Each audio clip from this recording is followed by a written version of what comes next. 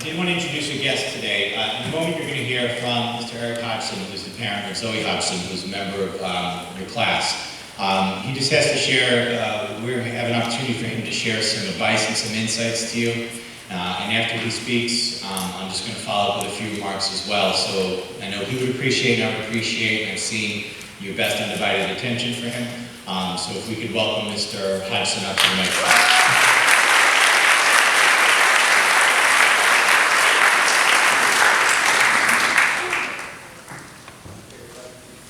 There we go. I was just talking to Jerry Witonsky and he told me he was ready to come back next year. Jerry, we good? Thank you guys all for being here this morning. In 1998, I was going up to Maine with my family to attend my 10th high school reunion. We had the day to spend in Freeport, and we decided to have lunch at a little restaurant called the Lobster Cooker out on the patio. It's a really nice day out. We were surrounded by all the outlets and people kind of running around. Maria was 6 months pregnant, and while we all thought it was going to be a boy, the ultrasounds told us that most likely the stem wasn't on the apple.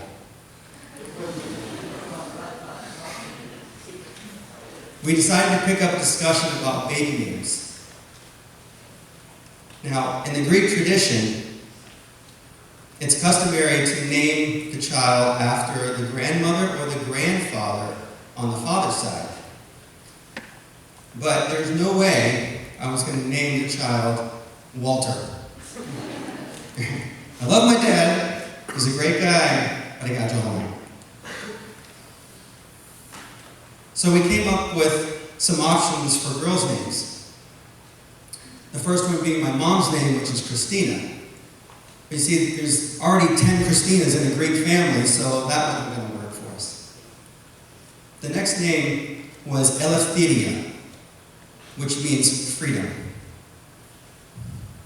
The third name, Zoe, means life. I loved how that was spelled. It was different, and it was against the grain.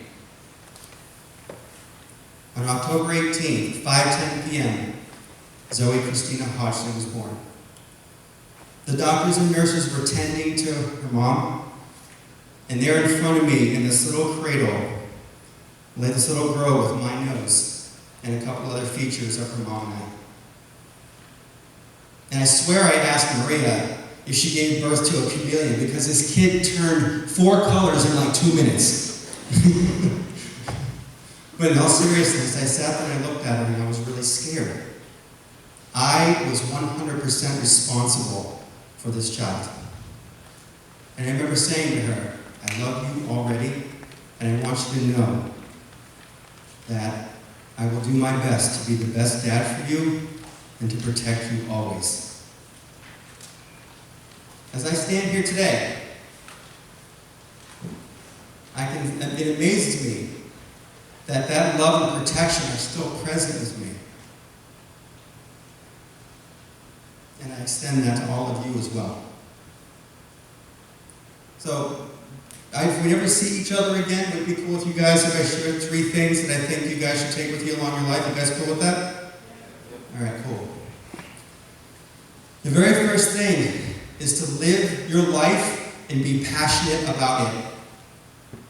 I have a friend named Robbie. Robbie and I grew up in Maine. We graduated high school together. Robbie is a world traveler. And when I say this kid is like a Dos Equis guy, I'm not kidding you. He goes everywhere. He knows everybody. He experiences these rich adventures often. Every month, he's gone, boom, in another direction. Right now, actually, as we speak, he's hiking the Yukon, some glaciers in the Yukon Territory. And I can't wait to see his pictures when he gets back.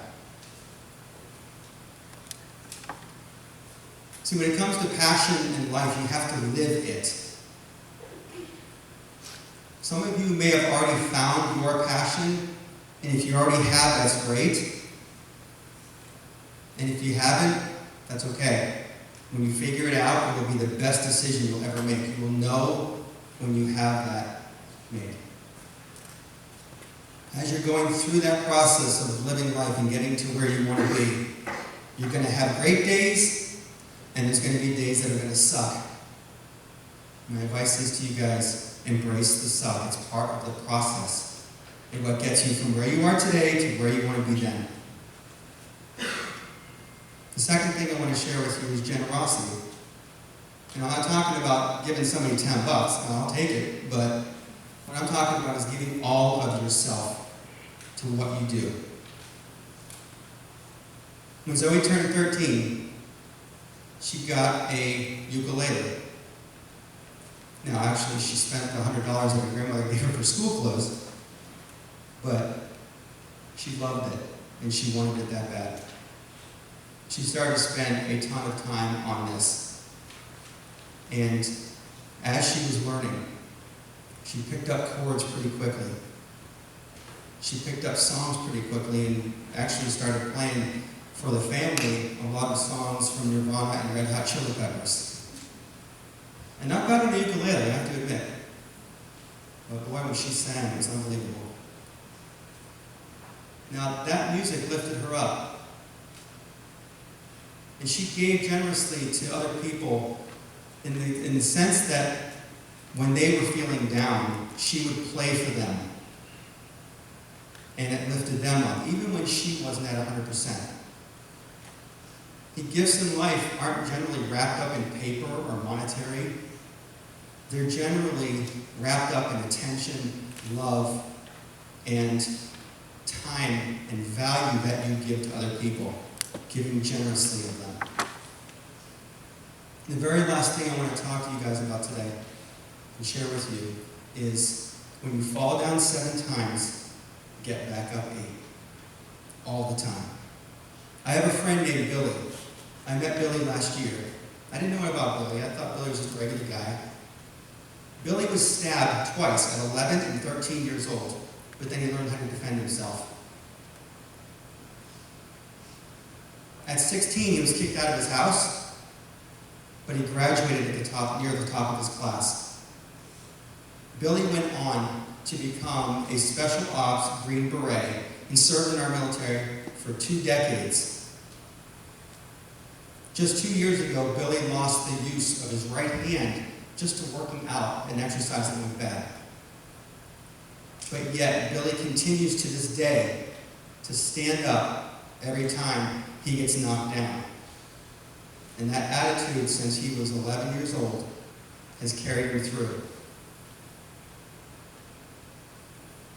After Zoe passed, it took me months before I felt somewhat normal. I wasn't eating well, I wasn't exercising, I just wasn't myself. It took a long time for it to sink in that Zoe would be so really pissed off with me if she knew that I let all of those memories from her life stop me from leading mine. So I made a decision to stand back up and to realize that I needed to take care of myself and to help all of her family and all of her friends find a pathway to better days. I'm really, really proud of every single one of you here today. What you guys are earning is not a participation award. You guys get that? That's not a participation award. This is something you have worked your butts off to get to. You've earned it. That is huge. No one can ever take that away from you. Ever. That is huge.